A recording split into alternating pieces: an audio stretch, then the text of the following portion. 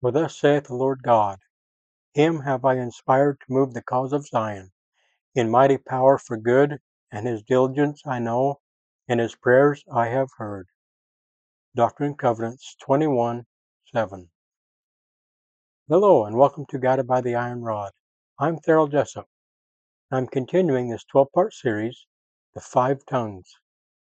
This will conclude this series. These are not just scriptures. We study them to prepare our hearts, to strengthen our faith, build our testimonies, and to find courage in our walk before God, wherever we may be. If you're new to this series, I recommend starting at the beginning. I'll leave a link to the 5 Tongues playlist in the description so you can easily catch up. If you know someone that might benefit from this, please share it, and remember to like, subscribe, and tap the bell to stay updated. Section 6. The Sanctified Tongue. Part 12. The Tongue of Zion. Disclaimer. The following narrative is a work of inspired fiction intended to illustrate gospel principles. The characters and events are not based on any real individuals.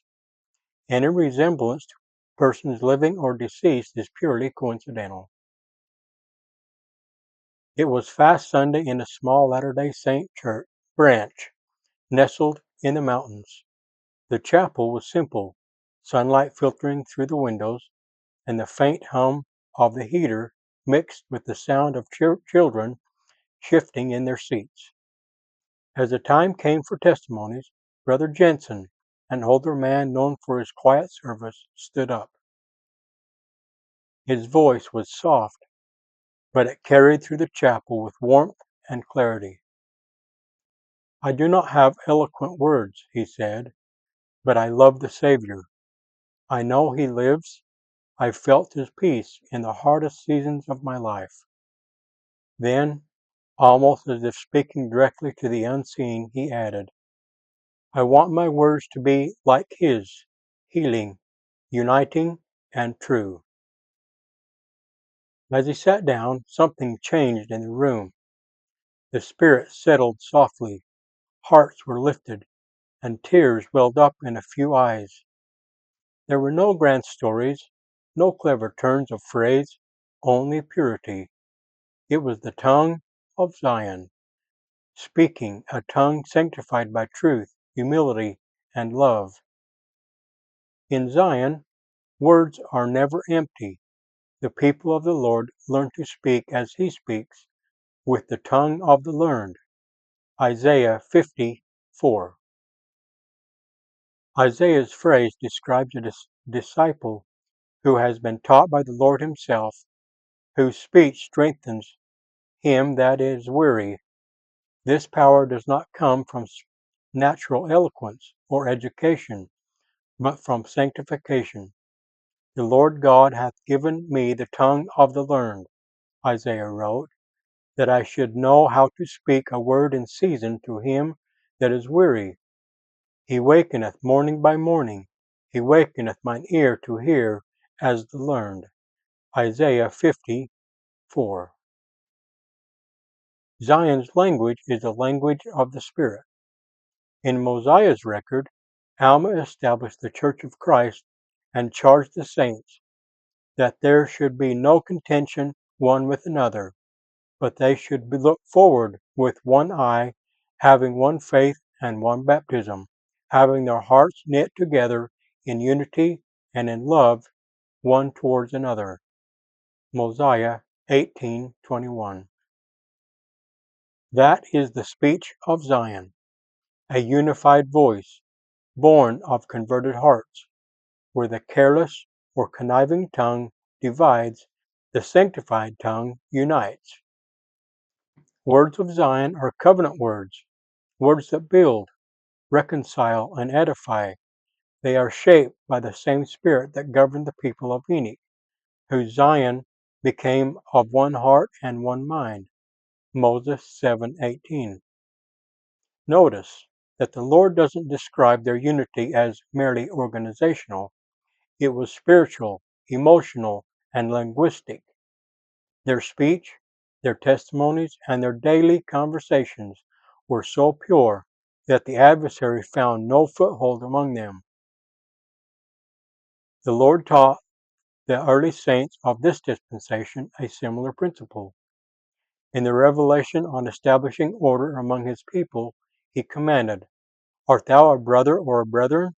I salute you in the name of the Lord Jesus Christ, in token or remembrance of the everlasting covenant, in which covenant I receive you to fellowship, in a determination that is fixed, immovable, and unchangeable, to be your friend and brother through the grace of God in the bonds of love, to walk in the commandments of God, blameless, in thanksgiving, forever and ever. Amen." Doctrine and Covenants 88, 133. Then came his instruction regarding their interactions. "See that ye love one another. Cease to be covetous. Learn to impart one to another as the gospel requires." Doctrine and Covenants 88, 123. He later directed them to be organized according to his laws. Doctrine and Covenants 51, 2. And to prepare their hearts and be prepared in all things. Doctrine and Covenants 98, 29, 8. Zion's tongue is governed by these principles. It refuses to tear down what God is building. Sister Jensen, sitting beside her husband that fast Sunday, thought about his simple words. Over the years, she had seen how his speech changed as his discipleship deepened. In early days, he had been quick to criticize in church meetings or to speak impatiently when things didn't go his way. But after years of quiet repentance and study, his words began to soften. The Spirit had worked on him until even his tone carried peace. His tongue had been tamed and transformed, sanctified. James, the Lord's apostle, described the transformation clearly. "If any man offend not in word, the same is a perfect man, and able also to bridle the whole body." James 3:2. Zion cannot be built by those who speak like Babylon. Its strength depends upon sanctified communication, on voices that echo heaven rather than earth. When the Lord governs our people, they begin to resemble his. He speaks peace, be still, to the storm. Mark 4:39.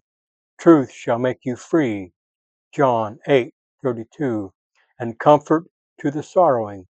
Matthew 11:28 and 29.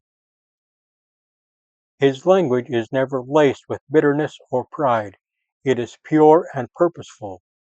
As disciples, our goal is to let the Spirit give in you in the very hour what you shall say.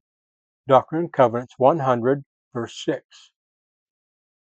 When that happens, our conversations stop being casual and start being consecrated. Zion's tongue cannot coexist with murmuring, gossip, or fault-finding. The Savior declared, "He that hath the spirit of contention is not of me, but is of the devil." 3 Nephi 11:29. Even subtle criticism erodes the foundation of unity. To speak the language of Zion, we must repent, not just of sinful acts, but of careless words.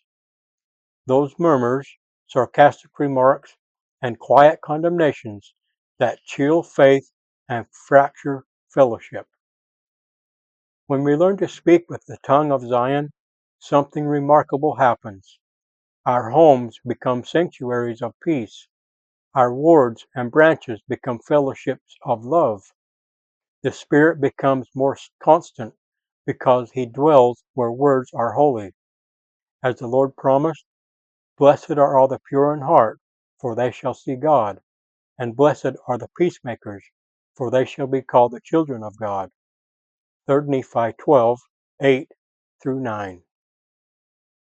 And those who are pure in heart will speak purely too. Brother Jensen's testimony that day wasn't forgotten.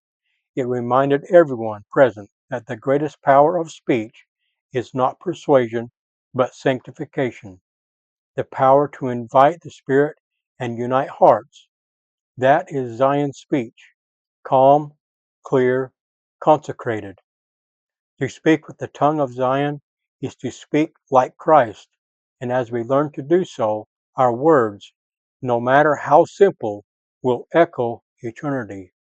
In the name of Jesus Christ, knowing I am accountable for how I use His name. Amen.